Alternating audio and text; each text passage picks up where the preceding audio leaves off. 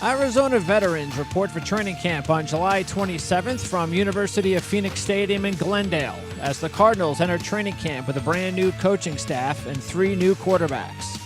We'll discuss the new staff, those new QBs, and the entire depth chart as we preview training camp for the Arizona Cardinals by going one-on-one with Kyle Odegaard, staff writer at azcardinals.com, on the OFN Meeting Room with Greg DePalma.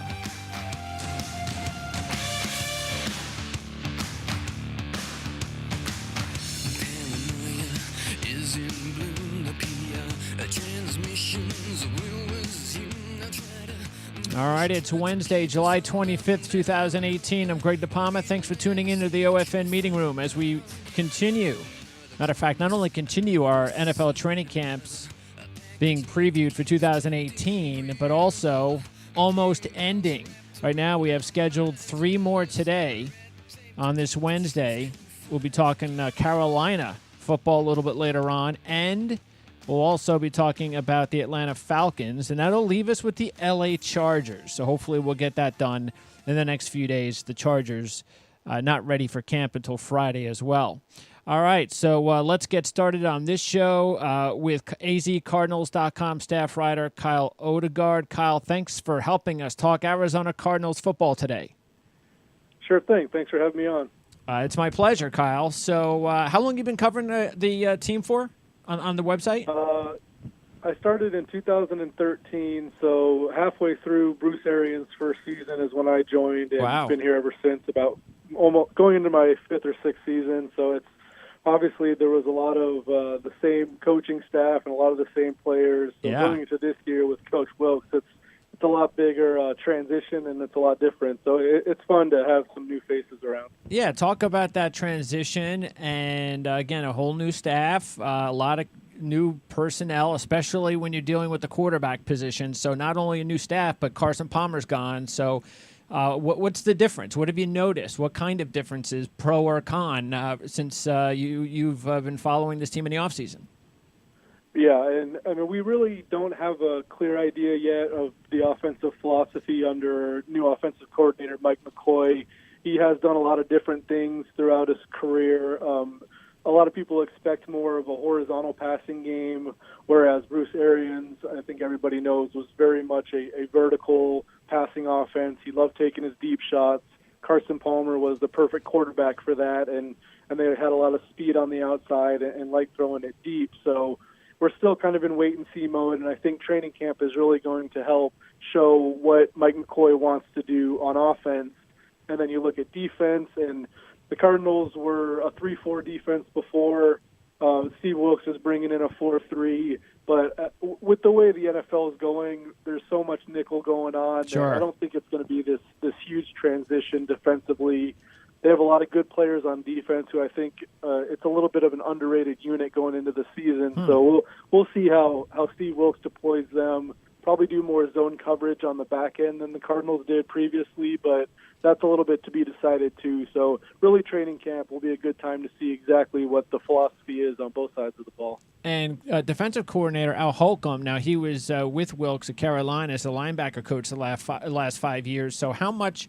What will his role be, and will Wilkes, because sometimes you get these coaches that are first-time head coaches, they're position coaches, and usually it takes them a few years before they relinquish some of their responsibilities. Do you think that's what's going to happen first year here? No, Steve Wilkes said he's going to let Al Holcomb run the defense and Mike McCoy run the offense, and he's going to be kind of the overseer of everything. And when it comes to important decisions, you know, the fourth downs, or if he wants to definitely send a blitz in a key situation, he might kind of jump onto the headset and say what he thinks. All right. He said, no, Al Holcomb is going to be the guy making the decisions, and obviously it shows a lot of courage in Al Holcomb, who hasn't done it really before. But Steve Wilkes likes to give his assistant coaches added responsibilities, and that'll be a fun thing to watch too, as Al Holcomb tries to take the next step in his career, becoming a defensive coordinator, and obviously a lot of responsibility calling the plays. And since it will be his first time running a defense, we really have no idea what to expect either as far as the blitzing that Steve Wilkes liked to do in Carolina. So that should be interesting to watch too. Yeah, and the Cardinals previously blitzed a lot, and like you said, Steve Wilkes did a lot of blitzing in Carolina. Exactly how that goes will be a little bit interesting. Yeah. Bruce Arians and his defensive coordinators, Todd Bowles and James Betcher, really enjoyed sending a slot cornerback, a Tyrann Mathieu or a Budda Baker, and then they'd send their inside linebackers sometimes. So the exact way they blitz might be different, but it wouldn't surprise me if they're also pretty blitz happy this season. All right, let's get into the positions. We'll start on offense. And you mentioned McCoy. Do you think, because nobody's really, at least I haven't heard people talk about it because there's enough stuff, I guess, for the national media to talk about with Josh Rosen. But, I mean, I wonder, I've heard Mike McCoy's offense can be a little bit difficult to understand, potentially a large, complicated playbook. I mean, whether that's true or not, that's been what we've heard from times. So if that's the case, do you think, or what you've heard, do you think that could affect how quickly Josh Rosen gets his chance? And do you really think he's going to end up with a real chance as long as Sam Bradford's healthy? Right. Yeah, I mean, that's kind of been the vibe where early on, especially the players were talking about the playbook and trying to learn it. And I think you're right. I think it's certainly not an easy playbook, and all these guys are coming in and trying to figure it out.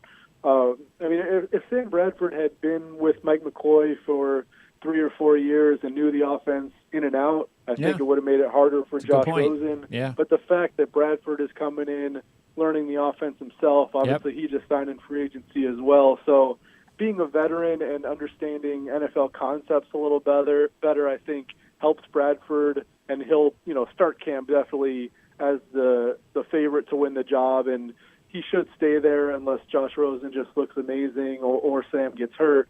But I think at this point, Sam Bradford, just being a veteran, understanding the NFL a little bit better, probably puts him ahead. And by the way, does Rosen start camp or the preseason as the number 2 or the number 3?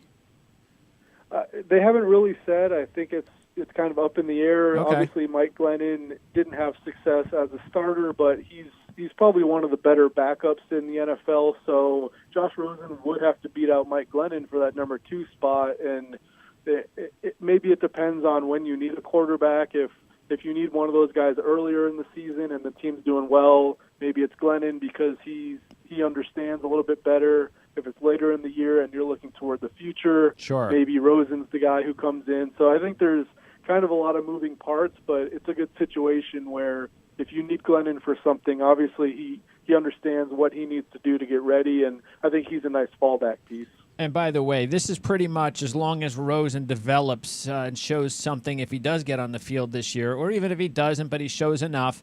We're looking at Rosen as the number 1 quarterback next year and Glennon as the backup with Sam Bradford somewhere else. Do you think that's probably what's going to happen? I mean, that's probably the logical way it goes, but Steve Keim made an interesting comment earlier in the offseason when he talked about scouting Sam Bradford and being in love with him coming out of college, and obviously Sam Bradford was the number 1 overall pick. So he's not shutting the door on Sam Bradford. If he stays healthy, sure, he has the talent to be a successful NFL quarterback. So if Sam Bradford looks great this year, it might push Rosen back one more season, and then you figure it out because the team does have an option on Bradford next year. So we'll kind of see how it plays out. I think everybody knows that Josh Rosen is the quarterback of the future, but is that next year, or if Bradford plays well enough, maybe that changes some things. All right, let's take a look at the running back position, and it's all about getting David Johnson healthy. There ain't no question about that. And, of course, injured right off the bat to begin the season, that fractured wrist, and that was a bad sign and really showed you what kind of season Arizona was going to have. And he's just so important to this team. When I look at the depth for running back, I mean, I really only see Chase Edmonds as the one addition, the rookie draft pick. Now, he had a very good college career at a smaller school. I mean, TJ Logan I was interested in last year as a rookie, as a 5th-round draft pick, so he kind of gets to restart things. Do you think that's how it's going to go? Edmonds and Logan, possibly a 2 and 3 behind David Johnson. Any chance to go out and get another veteran? Because, again, this is such a vital part of the offense with David Johnson there. You think they're set, though, at that position? I think they like what their running back room looks like. Obviously, David is going to get the lion's share of the carries, and he can play all three downs, so he's going to be in there a lot. Chase Edmonds has looked pretty good in the offseason. I think they're high on him. Okay. So if he continues progressing, I think definitely they feel good about Chase being the guy behind him. And then you're right, TJ Logan flashed in training camp last year. He showed his straight line speed, which is elite, so he wants to get back in that mix. He missed all of last season with the wrist injury too, so it should be interesting to see exactly how that pecking order falls. But I agree that Edmonds and Logan will try to be, in the mix for those rare carries that Johnson has when he's off the field. And, of course, he's a free agent next year, as is Larry Fitzgerald, right? They're both free agents. Any chance with that Larry Fitzgerald? I mean, is that something, as we move over to the wide receiver, is that something where there's still a possibility that Fitzgerald can kind of do a year-by-year thing? Has there been any talk of retirement? Those are a couple of big contracts, especially David Johnson, of course. Right. I know you don't want to always look ahead, but that's a pretty big deal, especially David Johnson. Yeah, I mean, Larry Fitzgerald's been considering retirement the last couple of years, and people thought, he even spoke about probably being done by this point, but he's just been so good for the last 3 years, over 100 catches, over 1,000 yards, that I think he realizes, hey, if I'm remaining this successful, I'll just keep on playing. And I think his tune has changed a little bit because of that success, and it's definitely a year-to-year thing for him, but if he continues to do it, and now he's in a new system, but if he develops a chemistry with these new quarterbacks, it didn't seem likely that he'd keep playing a few years ago, but at this point, it's hard to know when he's going to hang him up. He's been so good. And Christian Kirk, if Fitzgerald does decide to hang it up, and he will sooner than later, Kirk right now is the one guy on the roster, unless Chad Williams has shown something since last year, which was basically like a redshirt year from a small school. But Christian Kirk, he's the one guy right now on the roster that could eventually take over as the number one, at least initially when Fitzgerald retires.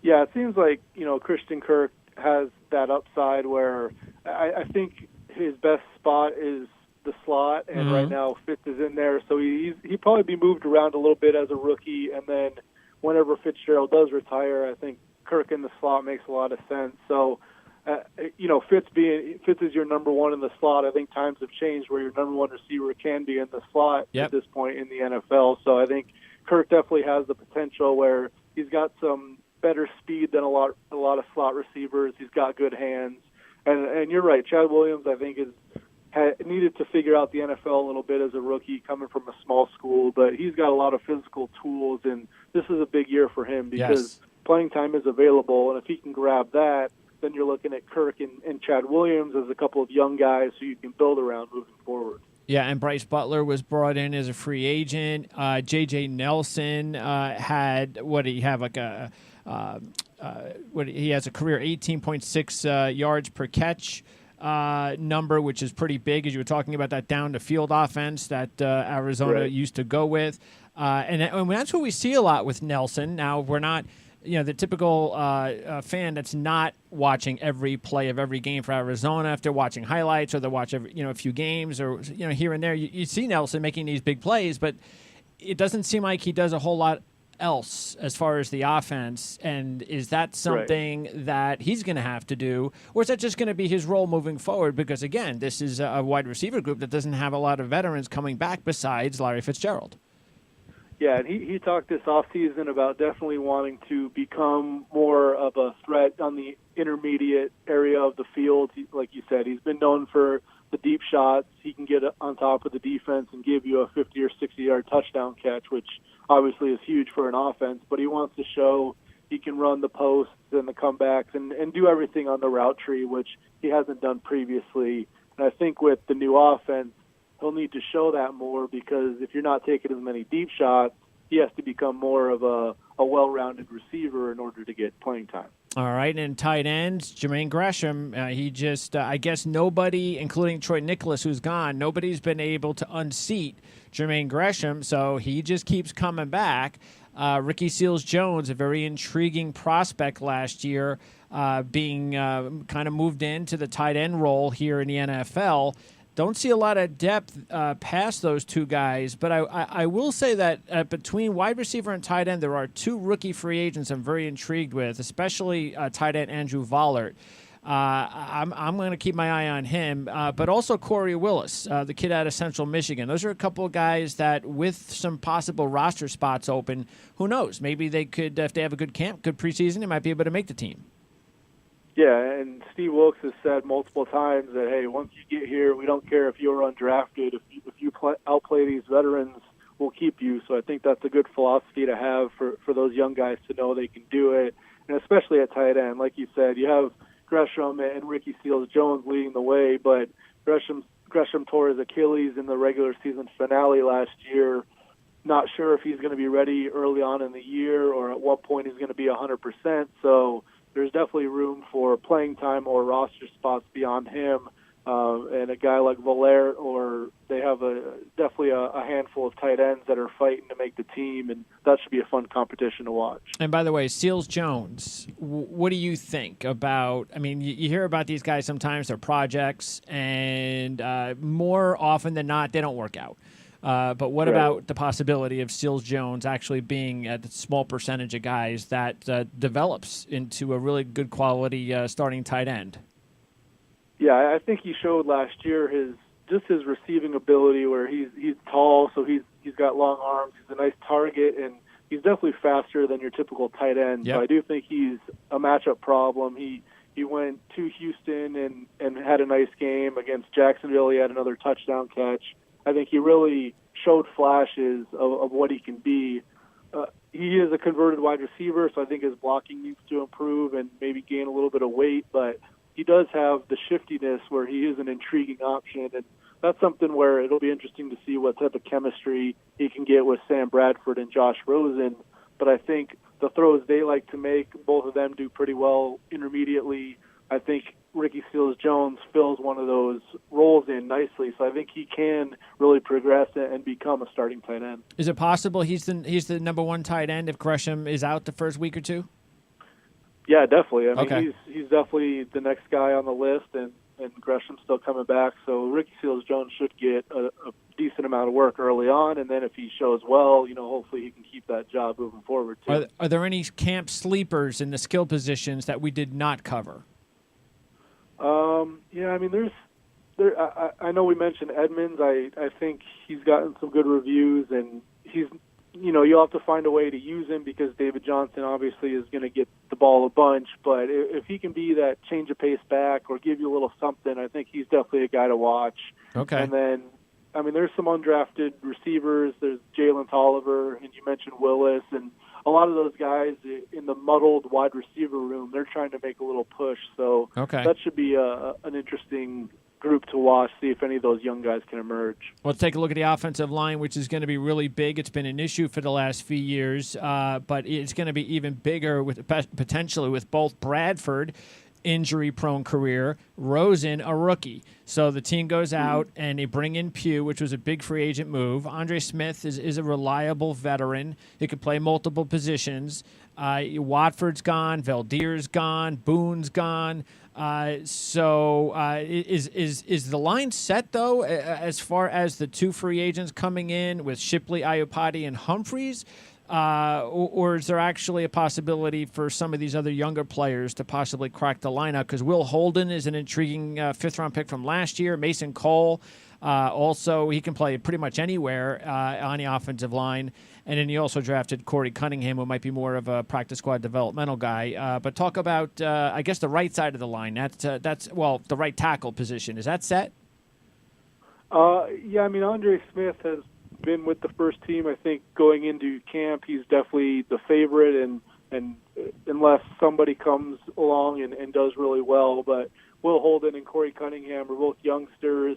John Wetzel is a guy who's filled in at a lot of different spots, and if he has a good camp, maybe he can get in that mix. But most likely Andre Smith is the veteran who they brought in to play that position. So I think he'll probably win the job. And, yeah, it does seem pretty set at this point unless Mason Cole, the rookie third-round pick, can really make an impression on the interior somewhere. But I think the bigger concern is durability with that group, where a lot of them have missed games in the last season or two, and I think the line is decent when healthy, but you just have to make sure that everybody stays healthy. And I think Mike McCoy's offense might help that out, where there's more quick passes and there's maybe more help from a running back or a tight end, where Bruce Arians put those 5 guys on an island sometime and did 7-step drops and play action, and it was a pretty hard job description under Arians. And it might be a little easier for them this year. All right, that's interesting to note. And by the way, Mason Cole, if he does crack the lineup, I mean, his best shot probably going to be at center, you think? Yeah, that probably seems most likely, because obviously you've got Pugh on the one side, and Mikey Potty's getting older, but he's a former Pro Bowler. As long as he's healthy, you'd expect him to stay in the lineup. So, but A.Q. Shipley, I mean, people love to think he's going to lose his job. It's been a conversation the last 2 or 3 years, and he stayed in there, and he's probably been the most stable player because he stays healthy. He doesn't make a lot of big mistakes, so he's not going to wow you with his athleticism, but I think he's a very stable guy in the middle, understands an offense, which is important for a center. So at this point, I think it's much more likely than not that Shipley starts.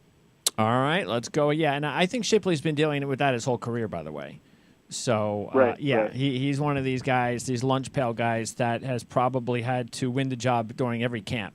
All right, let's talk about the defense. And again, we're going to see more of a 4-3 look now. So we know some of the names, the Chandler Jones, Hassan Reddick, Buchanan. Those are 3 of the bigger names. But, of course, you also have a few other talented players here. Talk about how you think this is going to look normally, and away from even some of the star guys, because there are some.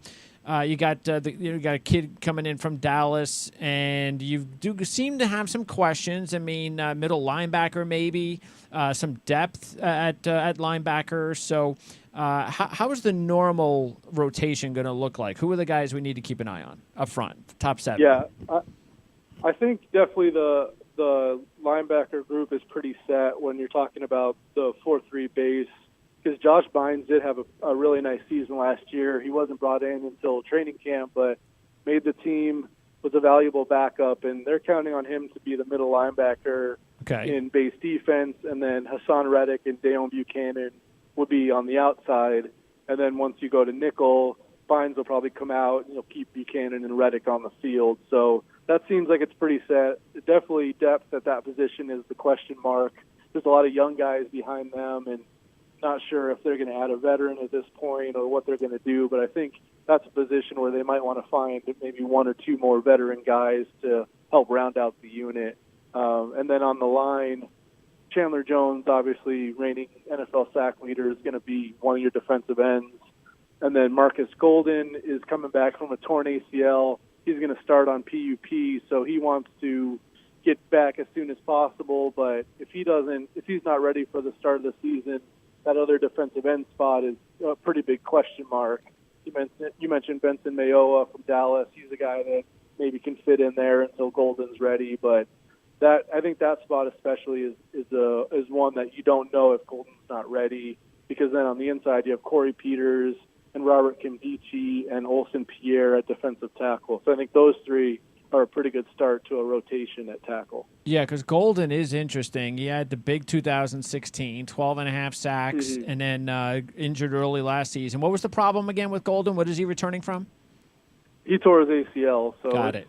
It's a decent recovery coming back from that. But it was early in the season, and we'll see how quickly he can get off the PUP list.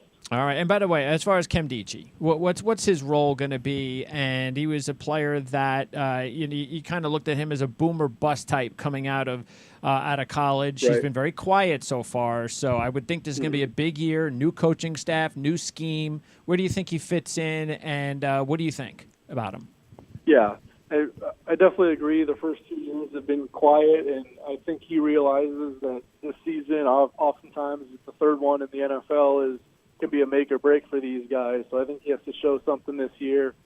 The coaching staff has been very high on him throughout the offseason. They're excited about what he's shown. I think if he can be consistent, I think mentally, if he understands exactly what he's doing on every snap. I mean, we watch him in training camp. He's he's got great physical ability. He's so strong, and he can push people around, but sometimes he'll make a mental mistake, and that'll set him back. So I think it's hard to know exactly what his season's going to look like. I think he still has the potential to become, a starting defensive tackle who can wreak some havoc on the inside, but he obviously still has to prove it at this point because he hasn't done it consistently.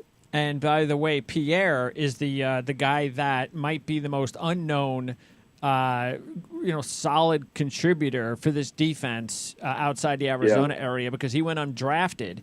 But he was second on the team last year with 5.5 sacks?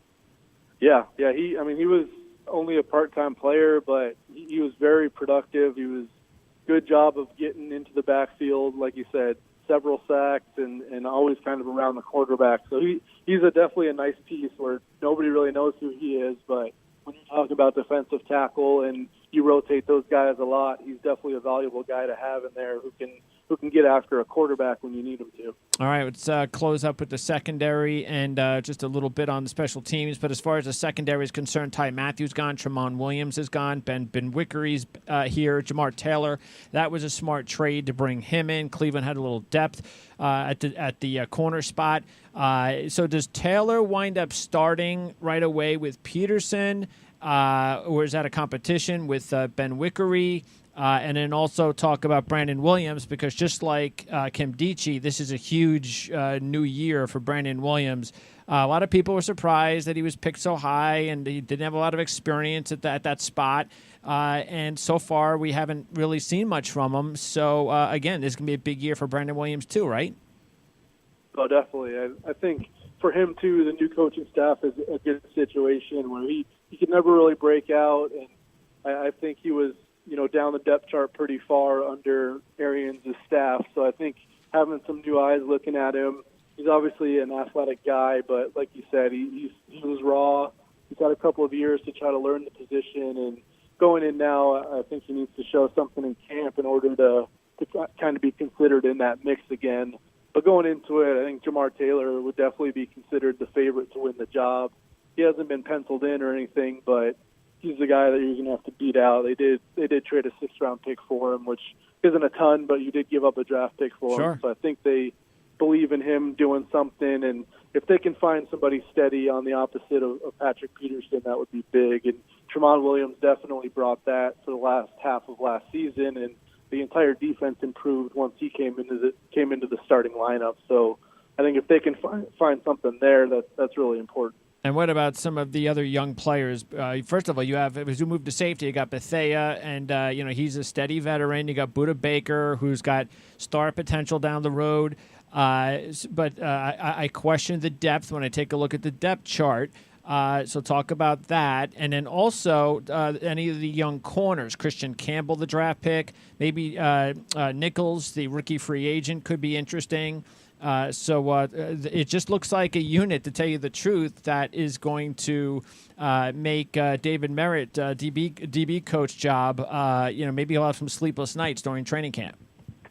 Yeah, I mean, you look at the starters, and like you said, you've got Patrick Peterson, and Buda Baker is a guy who really showed a lot in the second half of last season, and I think he's going to have a really big year. Every time you watch him, he's making some sort of play. Mm-hmm. He's athletic, and he just has a knack for playmaking. So between those two guys and Antoine Bethea, I think you feel really good about those three. But then, you look at the depth, and you wonder if they're going to bring in a veteran maybe to add to it, or if they're going to look at these guys for a couple weeks and see if some of the youngsters can step up. But you're right, it's hard to know exactly which players are going to step up in camp, and I think the coaching staff doesn't exactly know yet either, because there are a lot of undrafted guys or second-year guys that are fighting for jobs, and that'll be a fun thing to watch in camp, because sometimes you have an idea in the off season of what you think is going to happen, and then it comes to camp and they put on the pads and guys aren't physical enough, or somebody shows how good they are once pads come on, and that'll be a fun thing. I think Christian Campbell is a guy. He was a late-round pick, but he has some potential, and he's trying to prove that he can be in that mix either this season or down the road. All right, and then as far as special teams, you got the two veteran guys. I mean, Dawson's 43. Andy Lee will be 36 next month. They're both going to be back next year. And they're both, I mean, Lee was a steady guy last year, but Phil Dawson, I mean, 43 years old, and the guy had a career-long 57-yard field goal last year. He's kicked 32 of his last 40 from 50-plus. I mean, that's amazing. It makes you wonder how important the position is, how guys like this don't get, like, how certain teams just don't wind up locking these guys up, or even if they want to go, for a couple year deals. I mean, I don't know, for $1 million maybe, why do you let these guys go? Right.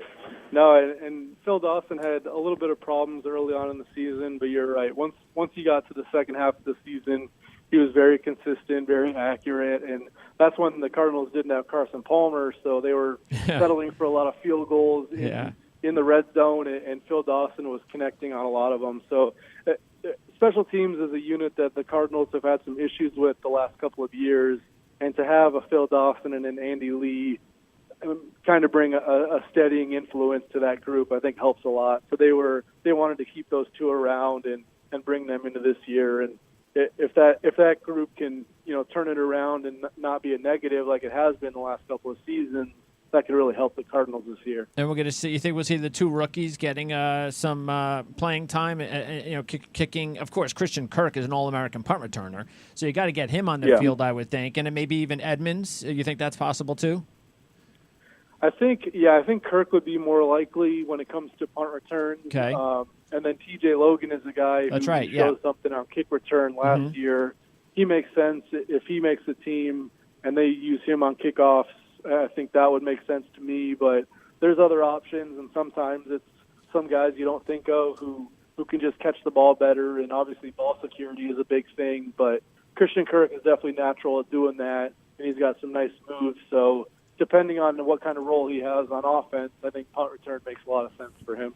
Kyle, I appreciate it. Thanks a lot for helping us get ready for training camp for the Arizona Cardinals. Great job, and we look forward to hopefully getting an opportunity to talk to you again this season. Yeah, sounds good. Thanks for having me on. Thanks, Kyle. All right, that's Kyle Odegaard.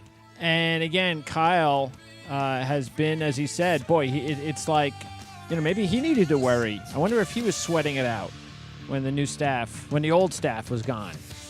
I mean, that must have been interesting, covering the team pretty much since the beginning of the Bruce Arians era, and Bruce Arians and staff is gone, and must feel a little weird. But, yeah, it's exciting. I mean, I know how it feels. It's exciting. New coaching staff, first-round draft pick, a quarterback. Look, this team's got a ways to go. There's a lot of depth issues on this team. They're going to go through, especially with the new coaching staff, rookie head coach, never been a head coach before, they're going to go through some growing pains. But if they can find their franchise quarterback as they develop, and they also can find their head coach, then you've got something to look forward to, which is, I'm sure, the way Arizona Cardinal fans are going to take training camp and preseason and, of course, the regular season this season. All right, thanks to Kyle Odegaard, azcardinals.com staff writer, for joining us here on the OFN Meeting Room. Again, right now we have the Carolina Panthers coming up a little bit later today. Then we're going to do the Atlanta Falcons tonight. And that'll leave us with the L.A. Chargers, and then all 32 teams will have been previewed training camp for the OFN Meeting Room. So, and by the way, I mentioned this before too, once we're done with the NFL training camp previews, it's on to college football. Now, I'm not going to do 19 college football previews, but we will be doing conference previews, and then that'll lead us up until a point in the preseason when we're going to start previewing the season, not camps, but we'll be previewing the season, going over divisions, even teams, of course, within the division, same thing, teams, conferences, college football, and all that. So that's coming up here on the Ourlads Football Radio Network between now and the regular season. So thanks for tuning in. We'll see you again a little bit later on today. And don't forget to follow us on Twitter at PrimeSN, as in Sports Network. That's when you can find out when all these interviews are available on demand. So for Kyle Odegaard, I'm Greg DePalma. We'll see you next time.